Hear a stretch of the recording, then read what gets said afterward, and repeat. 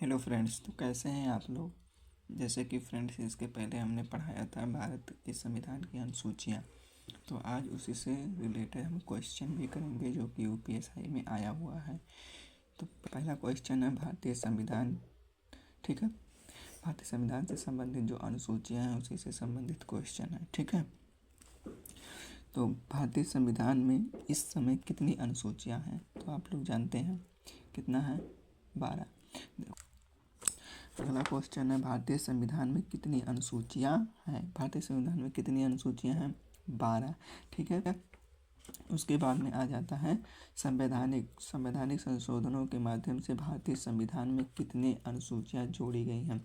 मैंने बताया था मूल संविधान में 8 अनुसूचियाँ हैं, बाद में कितनी जोड़ी गई थी, 4, तभी जाके 12 हुआ। तो ये 4 हमारा सही होगा, यानी डी सही होगा।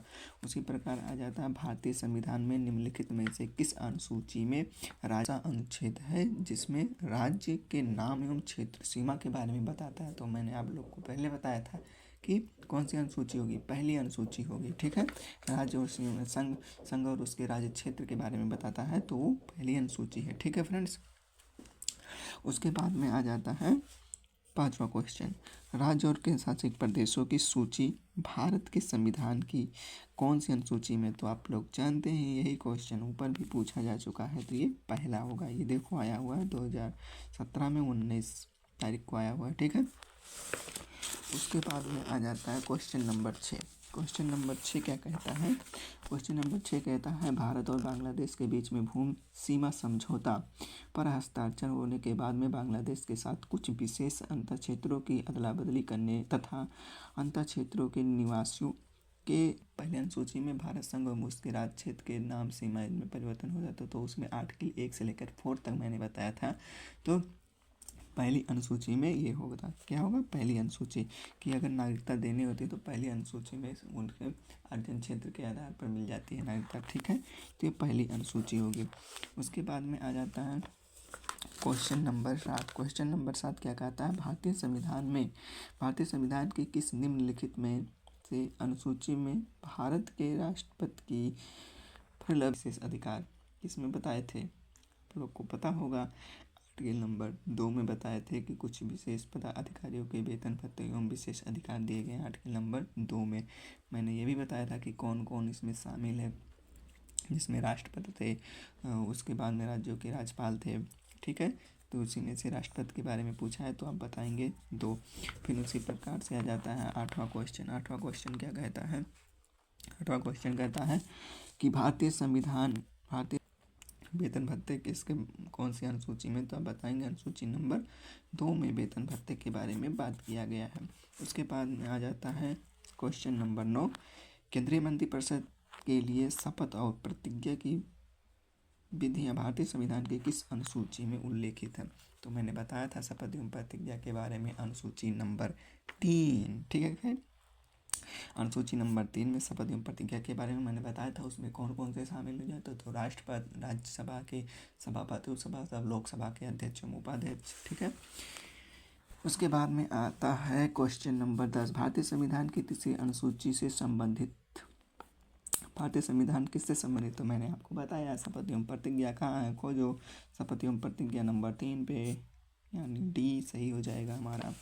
शपथ एवं, अब तो देखो शपथ के बारे में ये भी बात कर रहा, तो अनुसूची नंबर 3। क्वेश्चन मैंने जो क्लास पढ़ा है उसको आप 2-3 बार देख लेंगे, क्वेश्चन कोई भी होगा तुरंत कर ले जाएंगे। देखो ऐसे संविधान में जो पदाधिकारी हैं बड़े बड़े, उनके वेतन तो मिलते होंगे, तो किस में मिलते हैं, तो आप कहना 2 में मिलते हैं।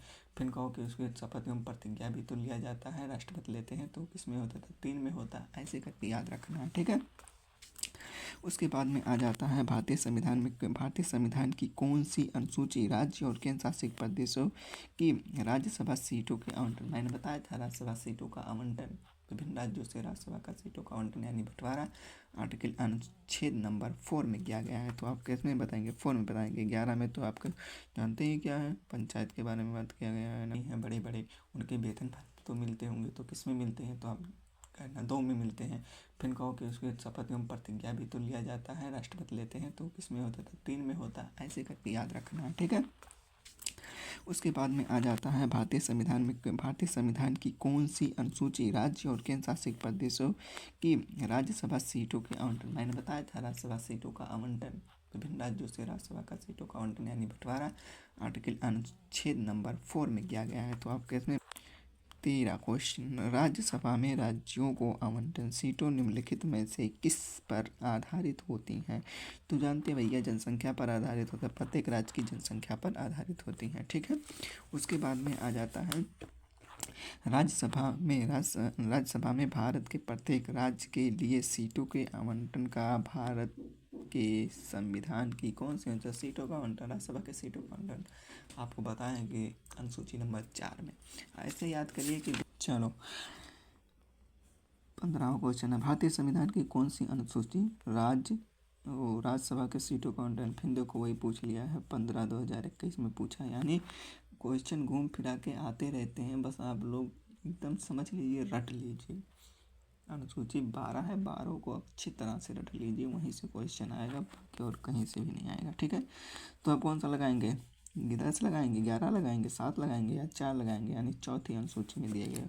उसके बाद में अनुसूचित क्षेत्र और अनुसूचित जनजातियों के प्रशासन और नियंत्रण भारत के संविधान की किस अनुसूची में उल्लेखित किया गया है।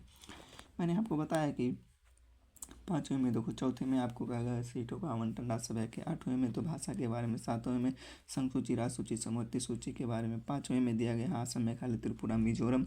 ठीक है, इनमें अनुसूचित जनजातियों का असम मेघालय त्रिपुरा मिजोरम भी क्वेश्चन आएगा। फिर देखिए आ जाता है 17 क्वेश्चन नंबर 17 क्या कहता है, भारतीय संविधान की कौन सी अनुसूची असम मेघालय त्रिपुरा मिजोरम को छोड़कर किसी राज्य की अनुसूचित क्षेत्र अनुसूचित जनजातियों के प्रशासन को नियंत्रण कर दे।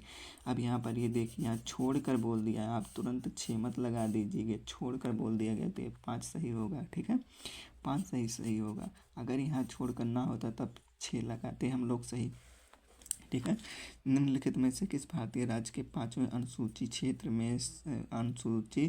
क्षेत्र है। तो ये हो जाता है गुजरात। ठीक है, अनुसूचित क्षेत्र में गुजरात शामिल है, कर्नाटक, केरल, उत्तराखंड नहीं, गुजरात। उसके बाद में देखो फिर यही क्वेश्चन आ गया है 2021 में, 2 दिसंबर 2021 में आ गया है, निम्नलिखित में से राज्यों के राज्यसभा भारतीय संविधान की किस 5वें अनुसूची में दिया गया है। तो 5वें अनुसूची में दिया गया है आप गुजरात। वही क्वेश्चन फिर समझ में। फिर आ गया है 20वां क्वेश्चन दिया गया, निम्नलिखित में से राज्य भारतीय संविधान के 6वीं अनुसूची में शामिल नहीं है।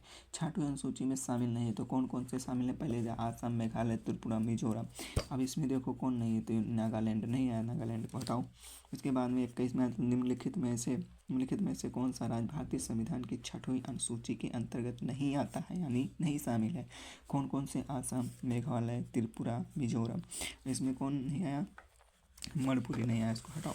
उसके बाद में आता है कौन भारतीय संविधान की 6वीं अनुसूची में उल्लेखित नहीं है।